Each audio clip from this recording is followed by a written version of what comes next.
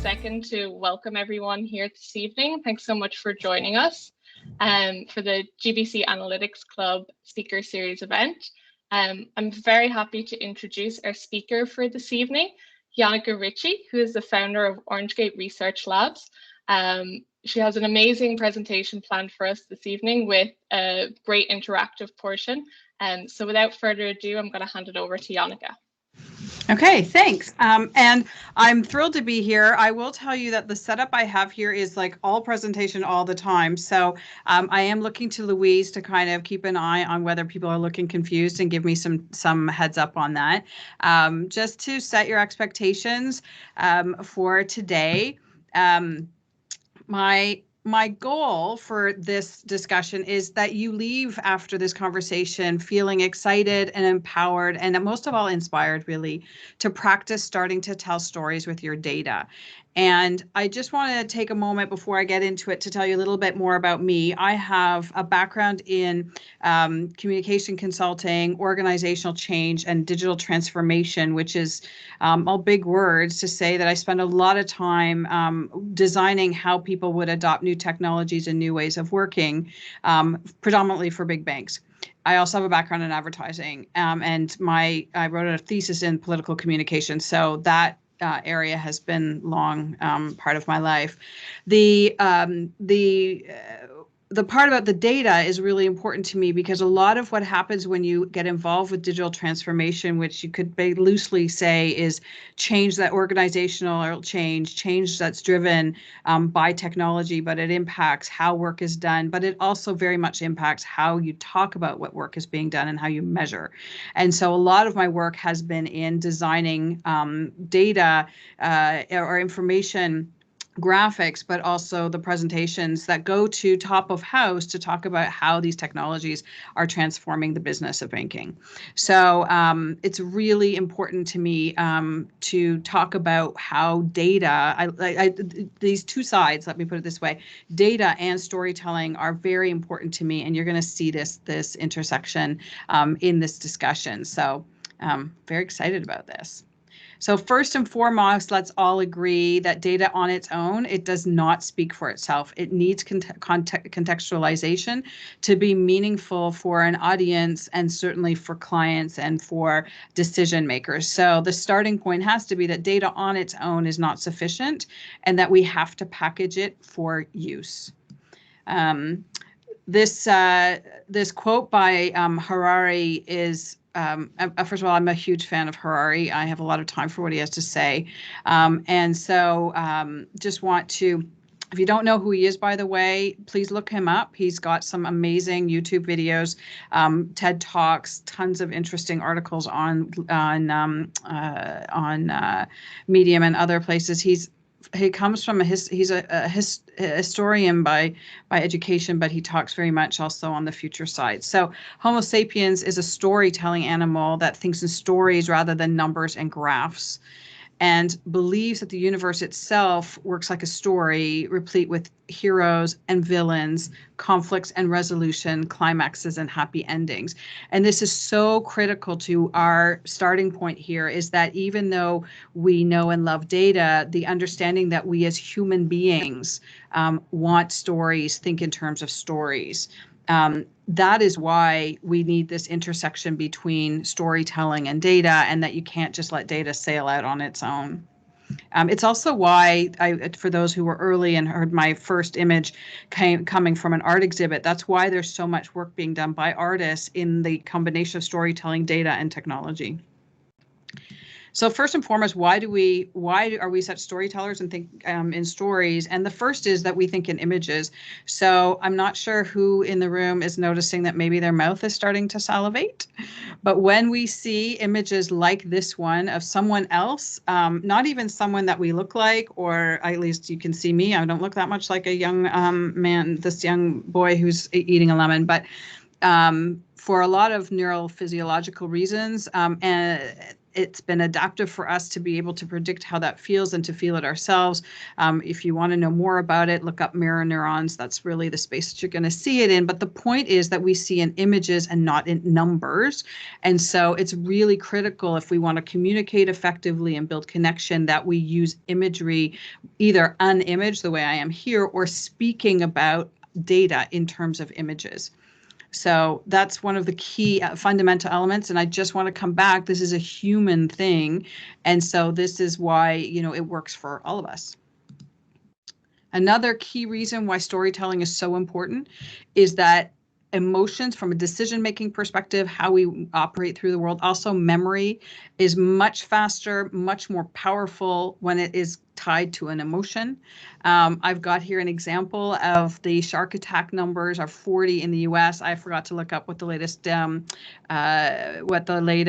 population of the US is, but it's somewhere north of 350 million people. So I don't know, somebody on the line can probably figure out what percentage 40 is of that. And no fatal attacks this year, and yet we are very, very afraid of sharks because there's an emotional component to that. It hangs around us, and the decision making that is that results in the response to that image is faster than our cognitive brain, our data churning part of our brain can actually digest it. So once again, another reason why we are challenged when we really live all of our lives in data. If we stay only in the data, we're missing the opportunity to really connect with people and really take advantage of how we as humans operate, so that we can tell our stories. And finally, it makes you look smart. There are more reasons, by the way, but I wanted to pick some quick ones. This is for those of you who don't know what Gartner is. I purposely left this the slide name on this image. This is from a conference I was at several years ago, but the Gartner is an analytics company. They do tons of research. Like, everything they do is data, and everything they do is package it for business use. And so one of the techniques that they use, actually coming off of this board, you'll see it's 10, but basically they'll position an overall conference as in 10 themes you need to know. So they take everything they talk about and they put them into themes. And that's going to be a strategy that you will look to employ as you get further in your storytelling, because it just helps us as humans understand and place the information that we're getting. So the thing about telling a story is that it turns out that we humans actually are more apt to believe when we like people or connect with people, and we're not even that heavy on the truth. Like, we even like stories that aren't true.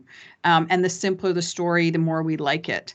The more we are to believe it's true, by the way, as well. So it's really important, when you are aware of that as a storyteller, that you're thoughtful about your data and make sure that your story is honoring the realities of the data and the evidence that the data is supporting, but at the same time also recognizing that by creating a story, you actually look clever. Which, by the way, is good for your brand when you're in the business world. So very quickly, this is a very hop, skip, and a jump, because I don't want to miss the opportunity to give you guys a chance to practice, because all of the theory in the world is not going to get you to any better as a storyteller. So we're going to get to the practice and the interactive fun part, but I did want to just set some parameters and give you some little things to hang on to in terms of what actually makes a story. What are the component parts of a story?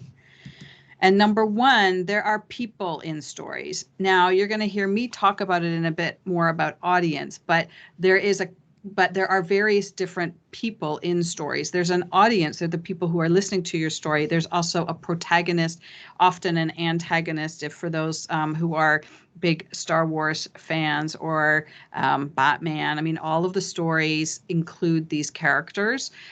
So it's really just be aware that even when you're talking about data and creating a story about data, you're still anchoring it for the people.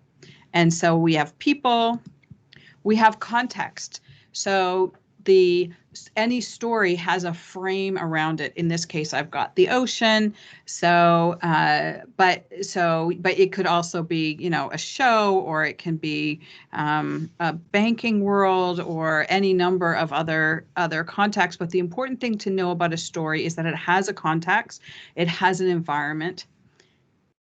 Thirdly, there's tension in a story. Now, longer stories, better stories have more up and down tension, but the idea is there's something unknown, there's a problem, there's a source of conflict somewhere, there's a gap, there's some kind of tension that needs to be resolved, and that we look for in the story to resolve. Just a little comment on gaps. The interesting thing is that our human minds, get more curious with gaps. So this tension is part of what sets up the curiosity that lets people be interested in what you have to say, so they'll stick around to hear what it is. And then finally, the other part that a story will have is some kind of resolution, some kind of aha. You can find a lot more about stories if you really want to go deeper. There's a great reference. It does kind of come out of screenwriting, but you might get a kick out of it because he uses Batman as his frame, and that is what is that now called? A story map. Story map. I'm going to send you the link after. It comes out of Story Binder, but oh no, it's a Story Circle. Sorry, Story Circle. But it takes you through a systematic setup of the steps that are involved in a story, and it's known as far back as the myths, the Greek myths, all adhered to this, what also gets called the hero's journey. But I've stripped it down here just to make it a bit simpler. But these are the elements of a story. There's one other one that I didn't really know how to make a picture of, and that is the notion of plot, which is just the path that one takes through this story. These are the elements, these 4 elements. So a plot would be, how do you actually move through those elements? And that's obviously important to a story as well. But those are the key elements. And you can see how, if we go back to just looking at numbers and other kind of decontextualized data, if you like, or moderately contextualized data, that this story structure, even these elements, already start to bring it into a frame and drive us to what, you know, in big terms is called salience, kind of like, why does it matter? But these are the things to consider when you are thinking about storytelling with your own data. I'm just going to take a quick pause here and just see if there are any quick questions. I am going to move into some more nuts and bolts so that we can set up the practice side.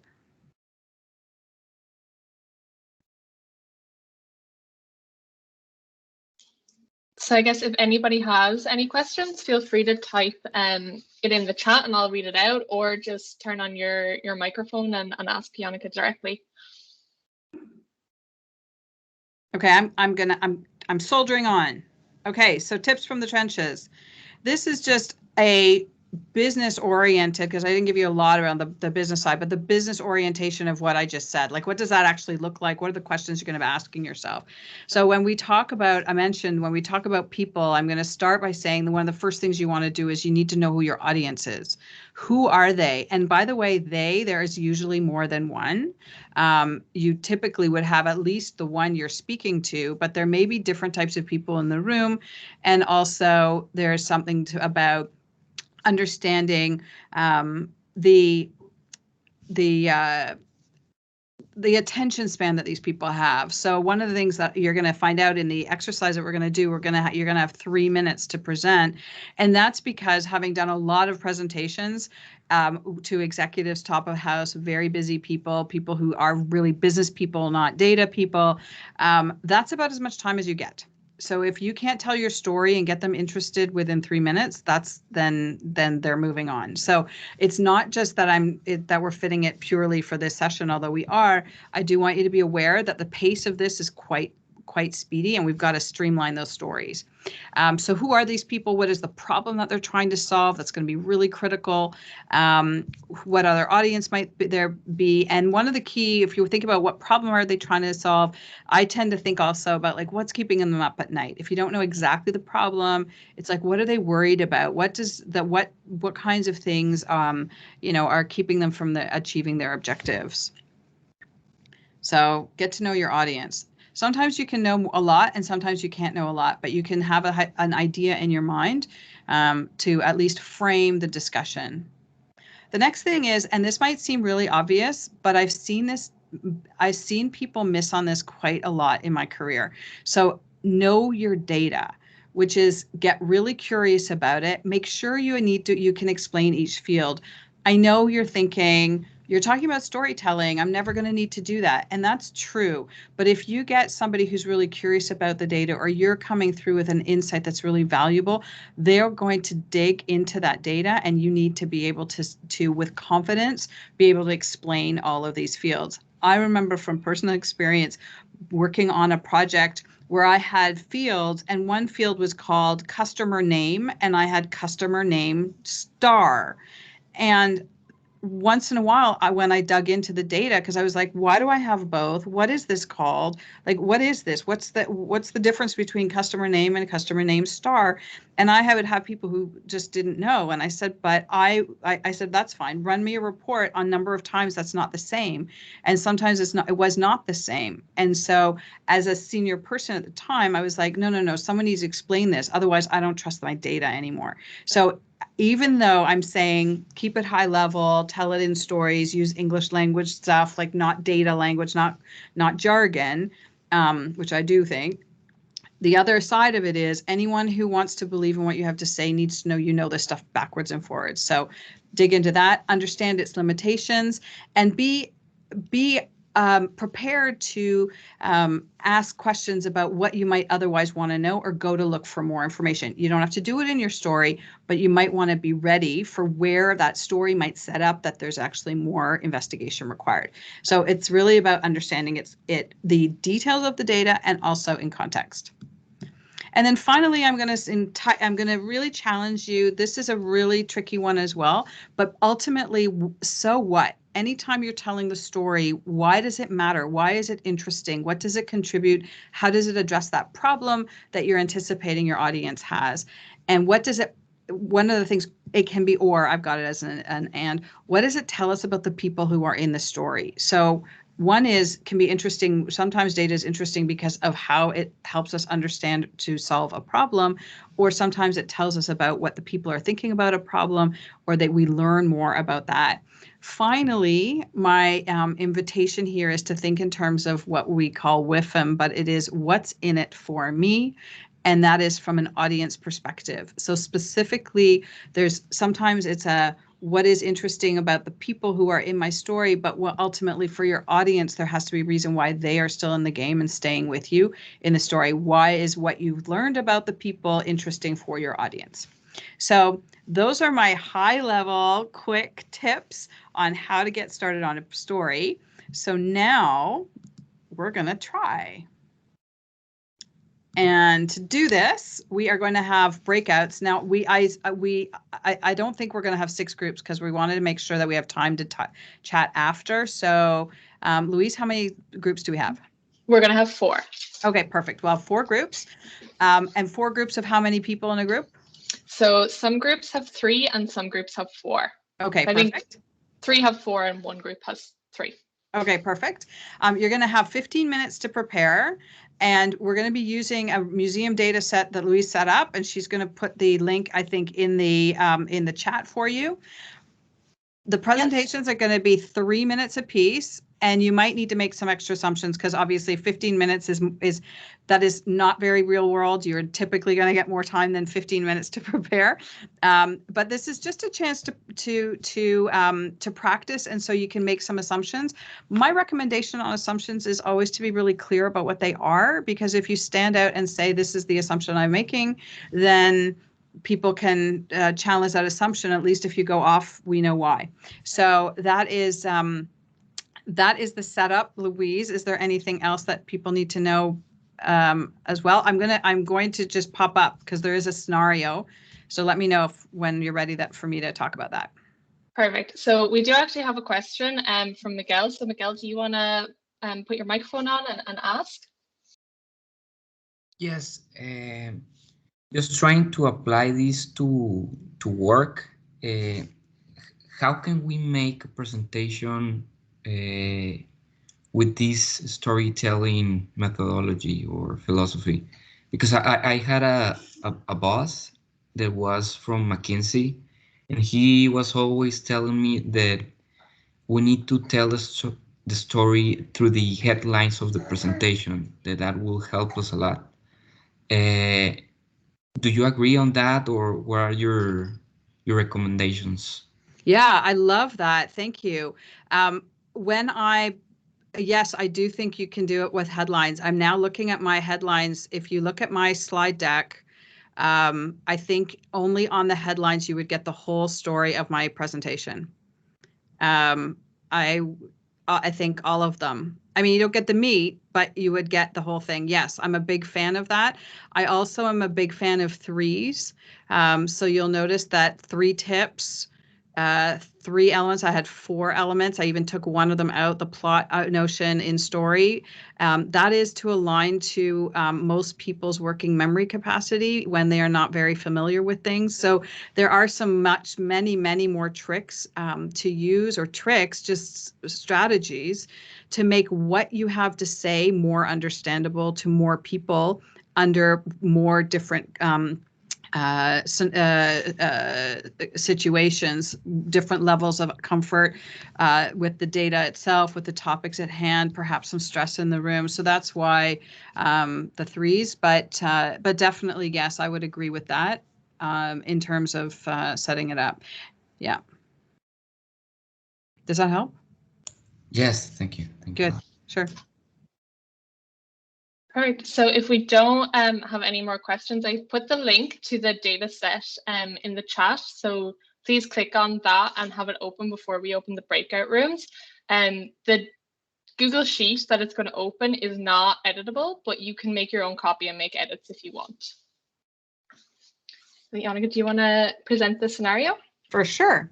So in the data set, you're going to see that there's one museum called the California Citrus State Historic Park.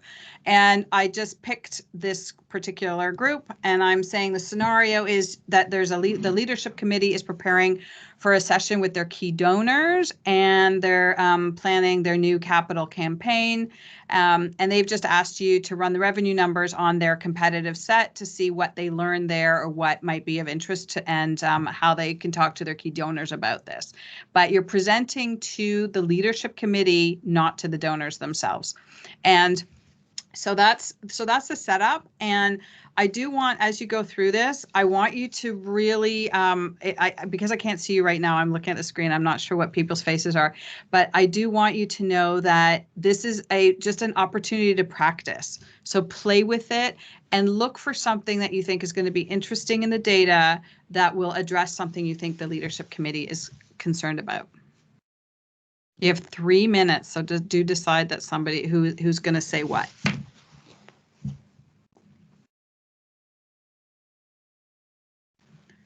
Louise, I'm hearing you muted. I don't know if other people are. Sorry, I just wanted to say that you'll have 15 minutes to prepare and 3 minutes to present when we come back. Okay, perfect. I'm going to open the breakout rooms. Do we have to make a presentation or just by saying something? So I guess it will be up to each individual group, but Okay. I think having a visualization will probably really add to your story. Perfect. Thank you. Okay, perfect. And any other questions before I open the breakout rooms? No? Okay. Have fun.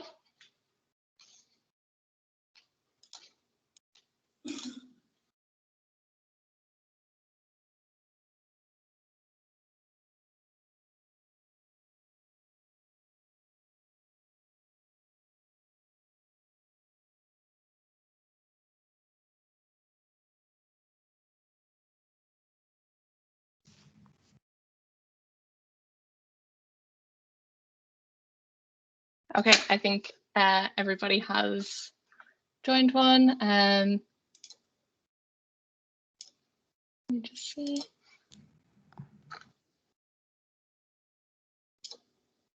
So you just have Andreas there. I didn't have you in a room, but I will assign you to one now. I've joined a little bit late.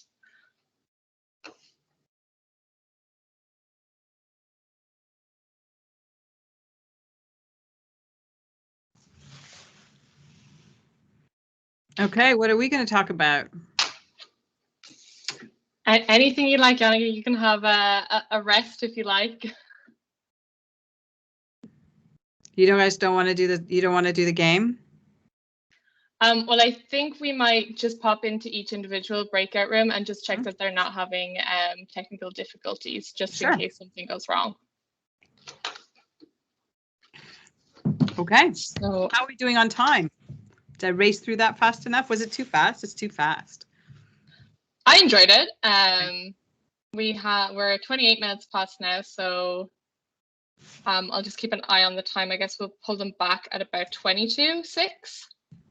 Okay.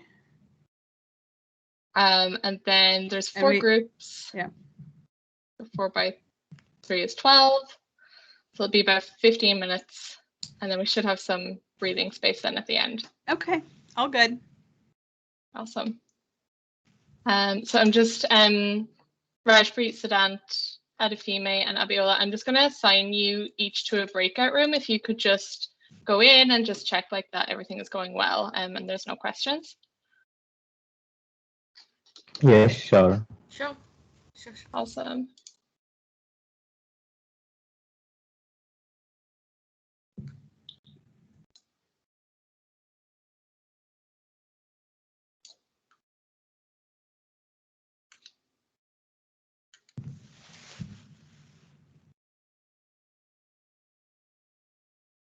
Okay, you should get a prompt to join now.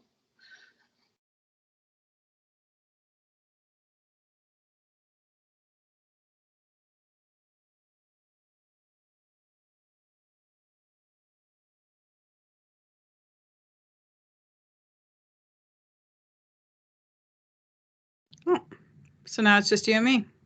Just you and me for a few moments. Okay, that's good. Anything we need to capture? We need to touch on at the end? So I think you probably will have time just to put the contact details up again if you like. Okay. And maybe like a short question and answer section. Yeah. And I think we should be good.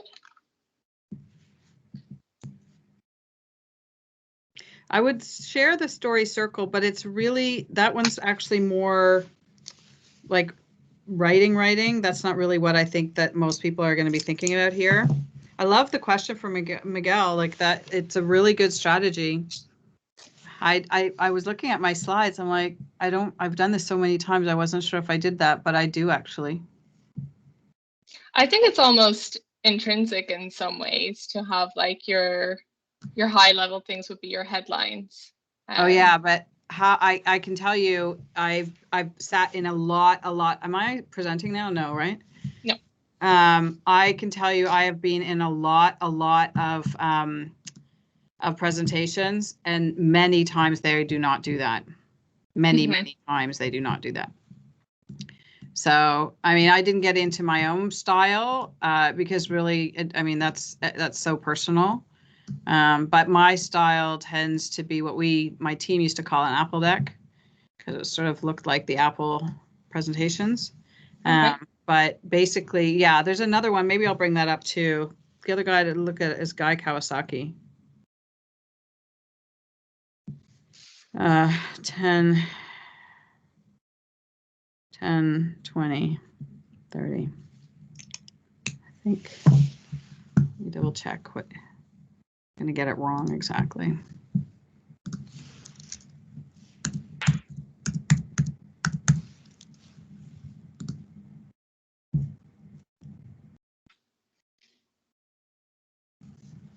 Yeah.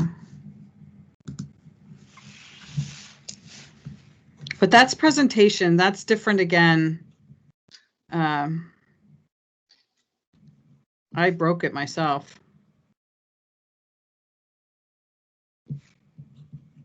Although not the font size. That's about presentation. That's a bit different again. Oh, we have a new person. A new person. Hi, Veronica. Hi. Hi. Are you just joining the event for the first time now? Yes. Okay, perfect. So what we're actually doing kind of a hands-on part of the event right now. So what I can do is I can just add you to a breakout room with some other people. They're working on some data sets about museums. And the idea is in about 10 minutes, going to come back and talk about like come up with a story, a 3-minute story based on the data. Yes. Oh, okay. What you want? All right, no worries. Thank you. No problem.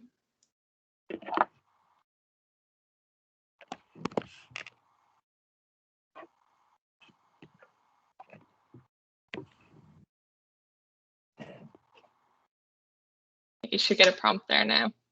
Okay.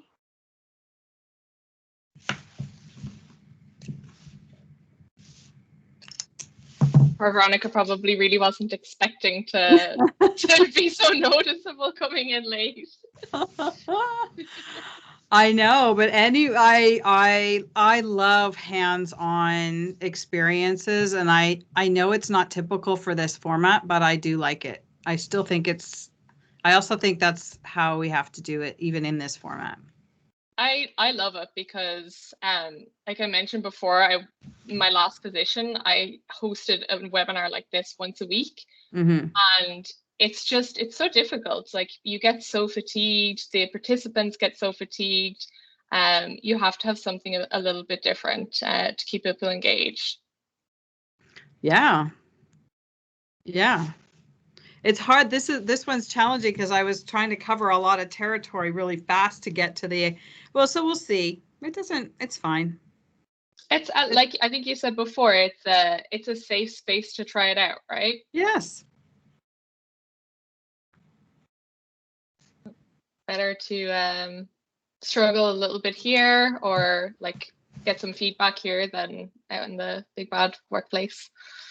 Well, the other reality is that sometimes, like, I can say anything I like, but if you haven't tried it, you don't know. It won't resonate.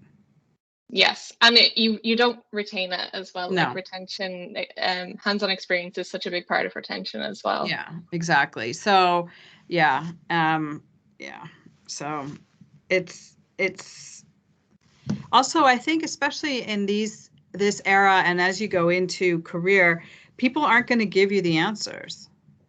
Like you're going to have to figure it out on your own. Mm-hmm. So might as well practice that right away. Absolutely. Easy for us to say. Although, let's be honest, I spent the day putting together, roughly the slide deck, because I don't know if you know my process with slides is like, or presentations is they get really, really big and then they have to get smaller and smaller and smaller and smaller and smaller. So it takes a long time to make a really tight deck. And which is why these 3-minute sessions, like getting 15 minutes for 3 minutes, that's not normal, because you'd normally spend 4 hours on a 3-minute presentation, because to get it that tight. Yeah, and like you said, to be so familiar with your own content that even if you're not telling people everything, you still have to know as much as possible. It's I saw it happen quite a bit, and I would get frustrated and frankly lose confidence when people would give me information, like would want to present data to me, and I would ask them things, and then I would be like, no. Like, how do you not know that? Like, you need to know that. You're making assumptions, or you're telling me things about what the data means, but if you don't understand the data like backwards and forwards, then because you need to, I didn't put that in there. You need to be ready for questions. People are going to ask you, and they're not going to ask you about who's the person. They're going to ask you, what does this thing mean?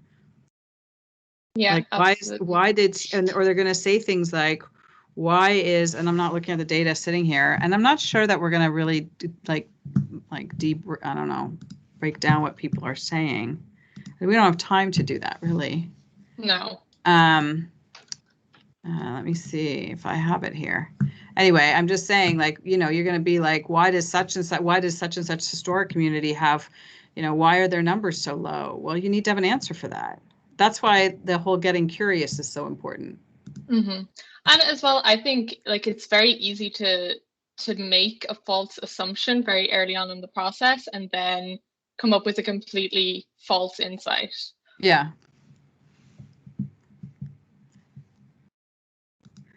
But you can also get a lot of irrelevant insight, or they're not necessarily irrelevant, but unless you have to explain their relevance. This is such a hard thing to do, actually. Tell stories about data just like that. Here, just do that thing. No problem.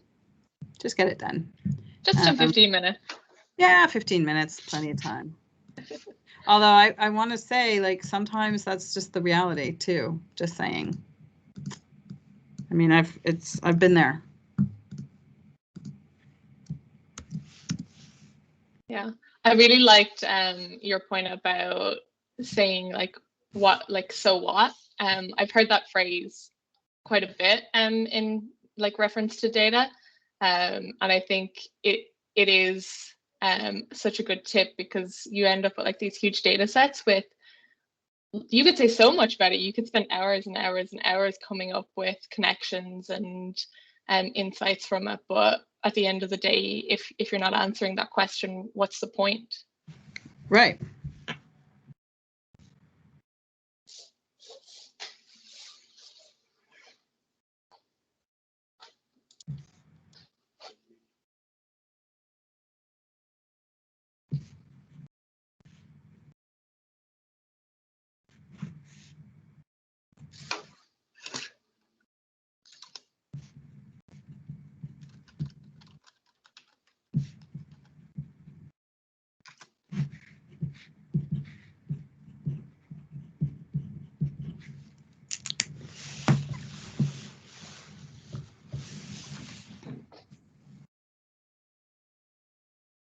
Yeah, what did I do with this one?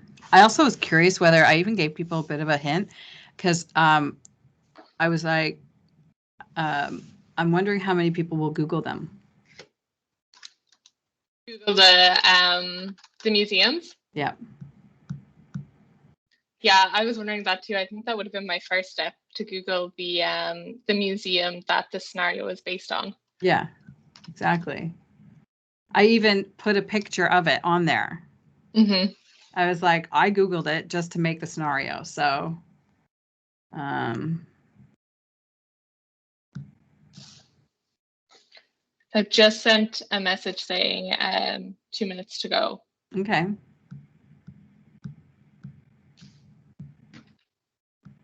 I think what we'll do, by the way, is we're going to let everyone present, and then we maybe can find some common themes across the presentations. Okay. Okay.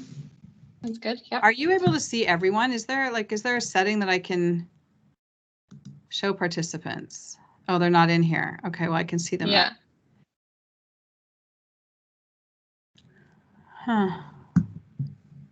Doesn't look like I can see that. Well, you're the only one here right now. Yeah, I think you would be able to, like, on more actions, which on my screen is just 3 little dots, switch it from gallery to large gallery. That option. It might be different to see because it's Mac. Are you able to do that right now? No, it's grayed out because it's just the two of us. Yeah. Okay. That's Yeah. what I thought too. Okay. So maybe Yeah. I can do that. Yeah. We'll see. But I think that way also, maybe we can say that at the front that we're going to let everyone present, and then we're going to talk about together some common themes or observations, so that no one has to freak out. I forgot, we probably should have said at the beginning, but it's not going to be a critique at this point. We're just trying to find some common threads of what did you find, what did you discover. Like, that's how I see this debrief going. Yeah, sounds great. I'll say that at the front, or you can, whichever you prefer. You go ahead. Okay. That's fine. Okay, I'm gonna bring them back if you're ready. I'm ready. Okay. Mm-hmm. And they And have you're gonna numbers. time, right? Yes, I have a timer. Okay, perfect. Ready to go.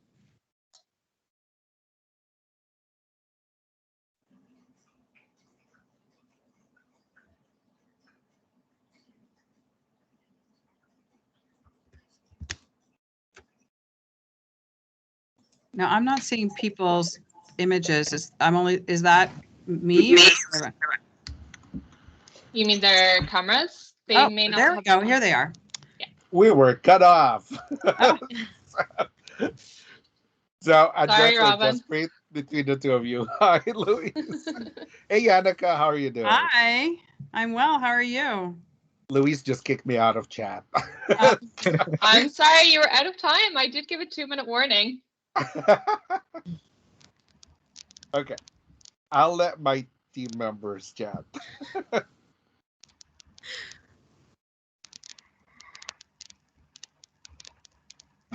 So I think we have everyone back now.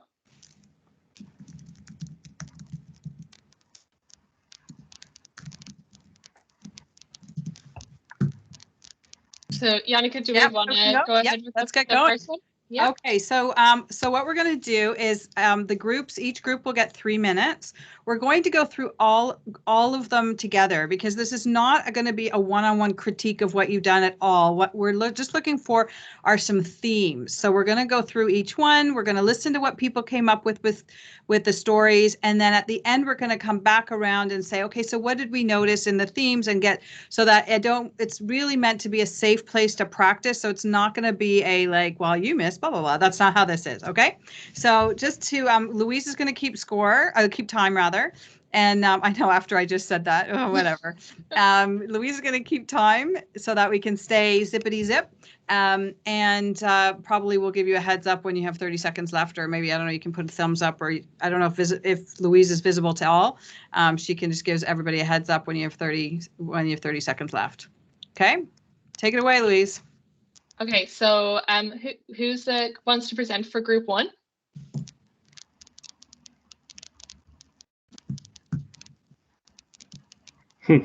Do we have a volunteer? It's between Raspreet and Andres. Or both of them. Okay. Let me see. I need to let you share your screen actually. So do you need to share your screen, guys? No? Okay, well then I'm just gonna give you a 3, 2, 1 countdown and start the timer. Okay? 3, 2, 1, go. Hi, Andres, you have to do something. So according to our team, we saw that the Children's Museum have a less count of people, but they have good revenue. So what we were wondering is that to get more people towards science and technology by introducing some children-friendly games or some other things that can increase the headcount of people to increase their sales. Am I right, Andres? And Robin, do you want to add something in that? Yes, maybe focus on what other museums are doing, trying to reach those kind of donors, of big donors, and give and bring them back to our own museum to get those donations, those big donations.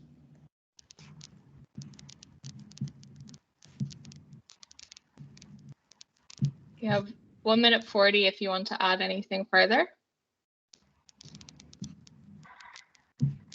Keep going. You're doing a good job.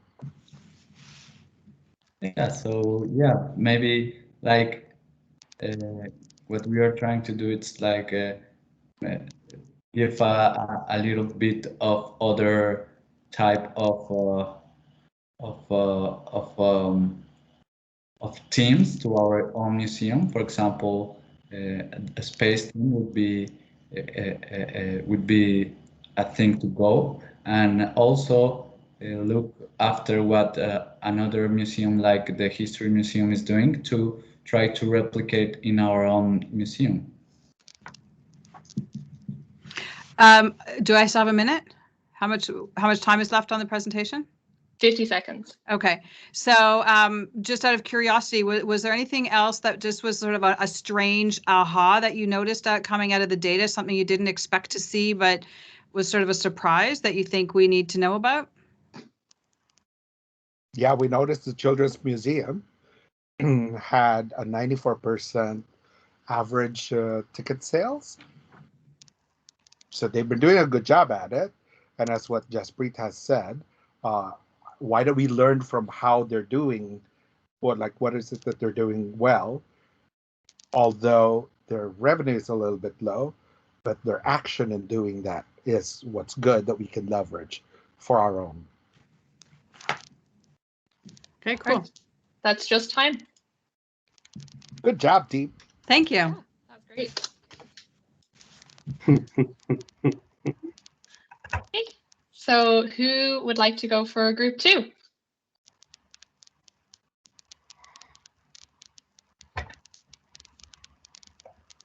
Can you actually repeat the number, like the member of the group too? I don't remember which group I'm from. Oh, for sure. Yeah, give me 1 second. So room 2 was Adrian, Zambo, Miguel, Romana, Adefime, and Veronica. Okay, so I'm in group 2. I can go first.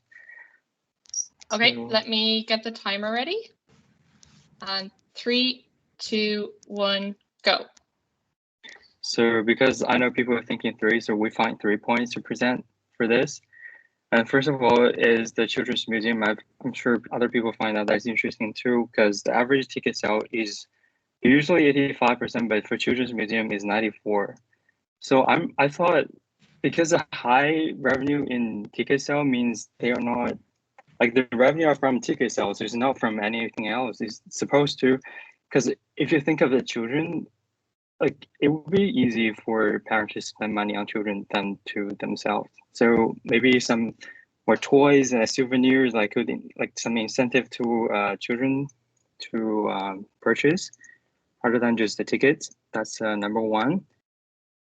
And number 2 is for the Historic Preservation Museum.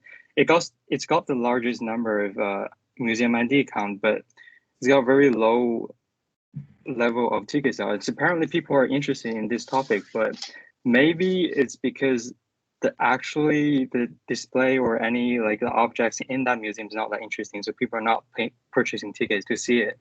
They register it, but not there seeing it. So maybe they need some love, some renovation, like some brainstorming on new ideas to present. And the third one is the Science Technology Museum, and we find that interesting because it got the lowest number of museum ID count, but it's got a huge number of total sale.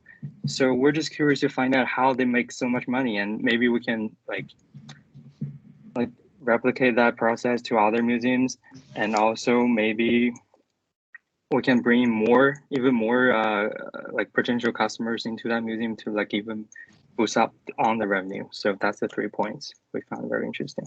Thank you. That's great. Your group has 1 minute left if anyone else from the group wants to add to that.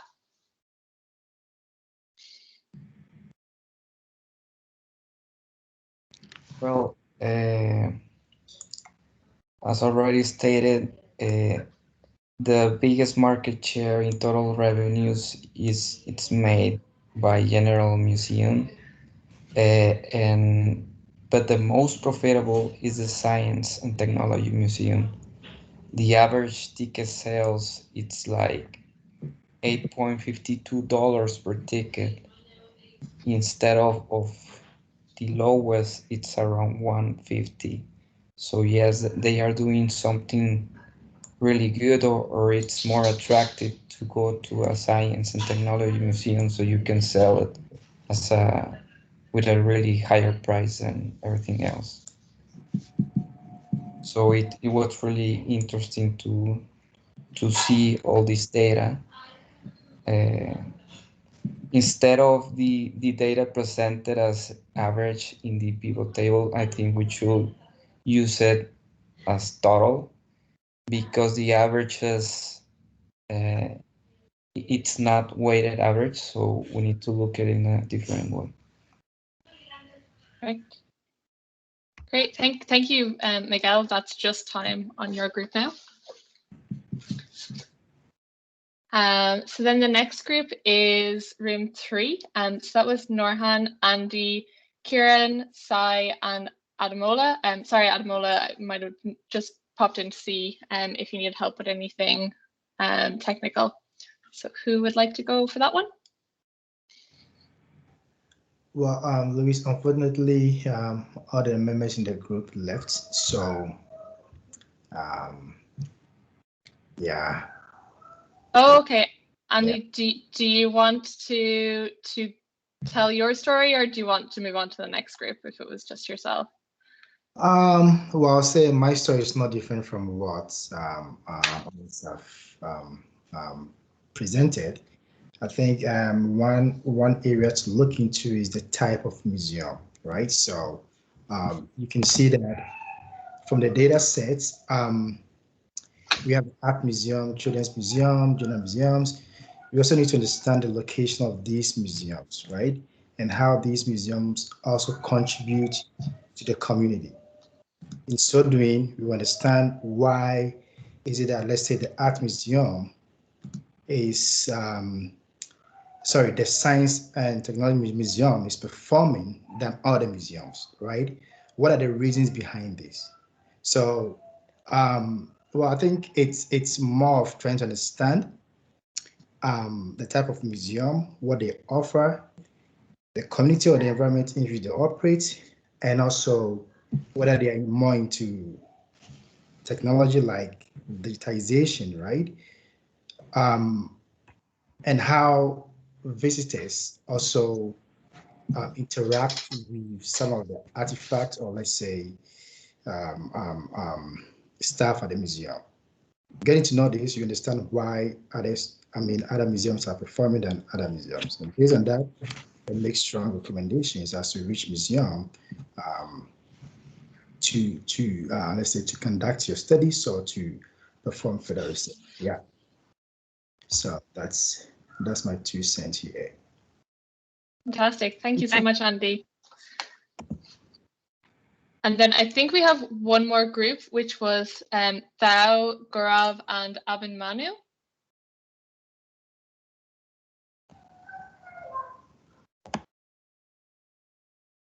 Anyone want to go for that one?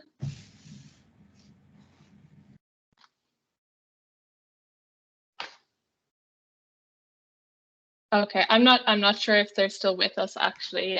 So Janneke, do you want to go ahead with the debrief section?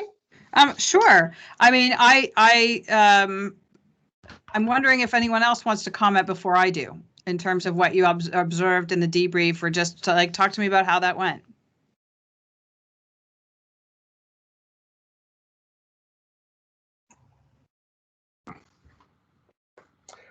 I'd say this is a great activity, and especially as good practice for those who would be going for competition next semester. So I'm sure Luis would have, and Abiola and Defemi would have, and Siddhant would have talked to you about our upcoming Safe Roads competition with SAS, and it's about storytelling. So this is a good skill to have.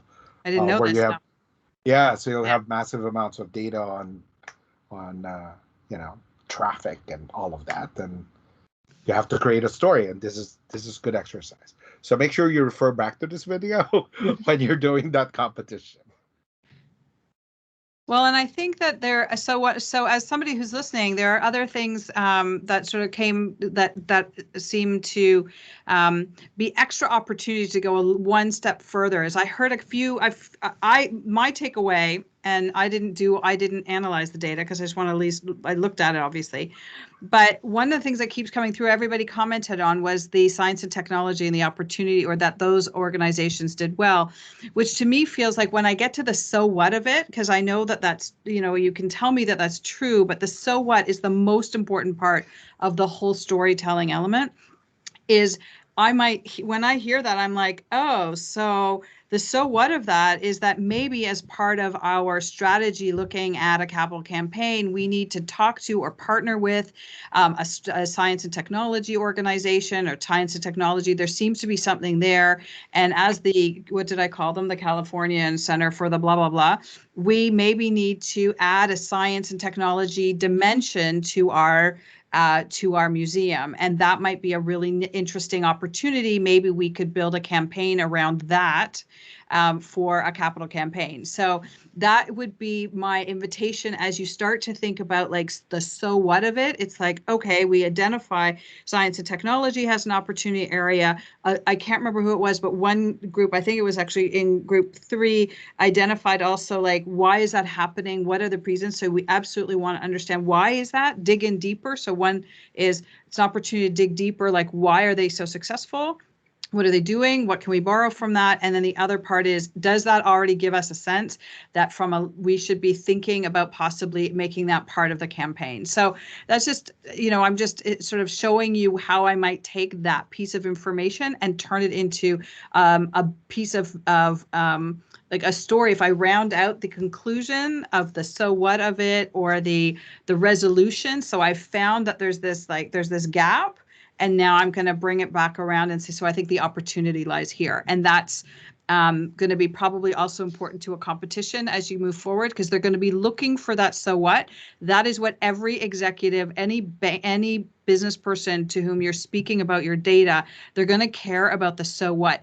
And I want to underscore, you don't have to be right. This is about introducing new ways of thinking, new ideas, new opportunities. You don't have to be right about it. You have to be right that it is an inference or something we can take from the data, but you do not have to be right that it's on strategy for them, because you may not have that information. So it's more that you're consistently showing that you're taking the data and taking it one step further, saying, here's what I think it might mean for you. Okay, so that's sort of my thinking on that. And then I know we have 1 minute left, so I think not a lot of time for Q&A, but I'm happy to stick around and answer questions. I think that Louise is going to share my contact information with you so that if you want to reach out to me or ask me questions, I'm happy to respond. On the presentation side, I'm going to invite you to take a look. I was trying to see if here, I have it right here. I'm just going to pick this up. For any of your presentation here, I suggest that you take a look at what Guy Kawasaki has to say. I personally did not adhere to this because my 10 slides were 15 and I knew I was going to be in trouble. But the important thing is I knew, Louise and I have been talking about this, I knew I was going to be in trouble timing wise, because if, yes, I'll give you a version of this. The Kawasaki rule is 10, 20, 30. Anybody familiar with it? Robin is. Anybody else? No? 10 slides, 20 minutes, 30-point font. That would be probably the one I see made error all the time. If you look at other one idea per slide, very, very, very simple. You saw my slides, short.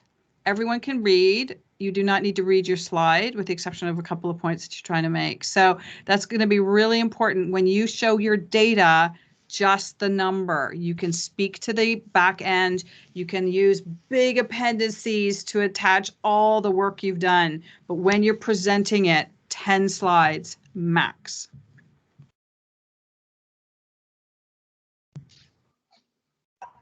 Fantastic. Thank you so much, Janneke. That was really interesting. And I hope everybody enjoyed the interactive part of it, even if it might have been a little bit nerve-wracking to come back and present to us all. The great news is you've already done the first one, and the first one's the hardest. And this is a safe space. Like, it doesn't, and it's critical. It's so valuable. Perfect. Thanks, Janneke.